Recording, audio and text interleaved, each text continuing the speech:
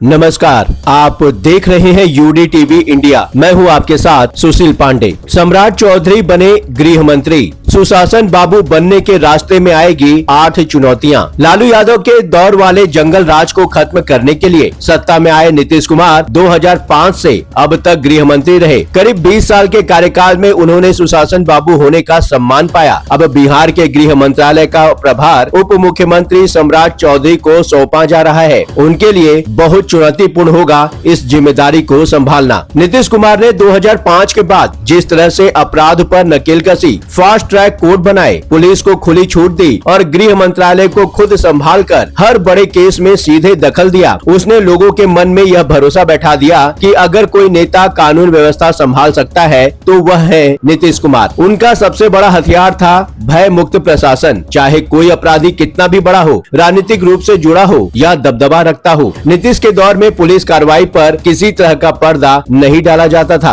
अब सम्राट चौधरी उसी महकमे के मुखिया हैं। उनके सामने सीधी चुनौती है कि वे इस मानक को कैसे बनाए रखते हैं। सम्राट चौधरी का राजनीतिक व्यक्तित्व आक्रामक है। उनका स्टाइल सीधा, सपाट और दो टूक माना जाता है। गृह मंत्रालय संभालते हुए उन्हें एक संतुलन कायम करना होगा, जिसमें लॉ एंड ऑर्डर को कायम रखते हुए लोगों का भरोसा अर्जित करना शामिल है। क्योंकि जब भी बिहार में कोई बड़ा अपराध होगा, जनता का पहला सवाल होगा कि अगर नीतीश होते तो। यह तुलना सम्राट चौधरी के लिए सबसे बड़ी परीक्षा होगी, क्योंकि बिहार में कानून व्यवस्था का मुद्दा सिर्फ आंकड़ों की बात नहीं है, बल्कि भावनात्मक भी है। नीतीश कुमार ने अफसरशाही को हमेशा यह संदेश दिया कि टॉप बॉस खुद कानून व्यवस्था के काम पर नजर रख रहा है। पुलिस महकमे में भी उनका एक अलग दबदबा था। अब वही अफसरशाही अचानक नए बॉस के अधीन है। सम्राट के लिए चुनौती यह होगी कि वे पुलिस को राजनीतिक दबाव से बचा पाए, बड़े मामलों में त्वरित और पारदर्शी कार्रवाई तय कर सके, थानों तक संदेश पहुंचा पाए कि अपराध पर जीरो टॉलरेंस पहले की तरह ही जारी रहेगा।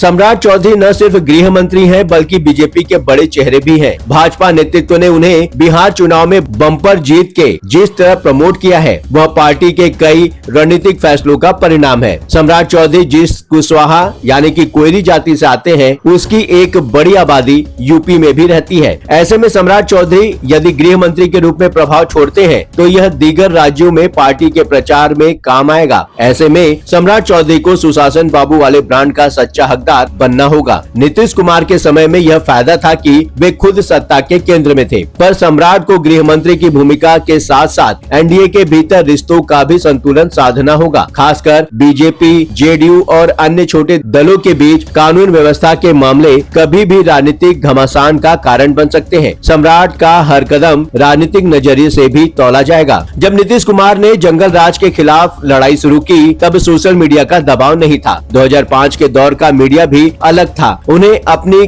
पकड़ कायम करने के लिए पूरी मोहलत मिली। आज हर घटना, हर लाठीचार्ज, हर अपराध, हर गिरफ्तारी तुरंत वायरल हो जाती है। सम्राट चौधरी की छवि आक्रामक नेता की रही है। ऐसे में उनके किसी भी बयान या कार्रवाई को तुरंत राजनीतिक हथियार बनाया जा सकता है। कई बार झूठा नैरेटिव भी चलाया जाएगा, क्योंकि निशाना सम्राट चौधरी से ज्यादा बीजेपी पर होगा। नीतीश ने यह दौर कम झेला। सम्राट को हर दिन इससे लड़ना होगा। सबसे कठिन काम यही होगा। अगर सम्राट नीतीश के मॉडल पर चलते हैं तो लोग कहेंगे सुशासन तो नीतीश का ही है, सम्राट बस चला रहे हैं। और अगर वे कोई नया मॉडल लाने की कोशिश करते हैं और उसमें कमी दिखाई देती है तो कहा जाएगा कि नीतीश के समय ऐसा नहीं होता था। यानी सम्राट के लिए यह दो धारी तलवार है। उन्हें यह साबित करना होगा कि वे सिर्फ नीतीश की जगह भरने नहीं आए, बल्कि अपने दम पर कानून व्यवस्था का नया मानक स्थापित कर सकते हैं। बिहार कई बार छोटे छोटे मसलों पर भी सांप्रदायिक या जातिगत तनाव झेलता है। नीतीश ने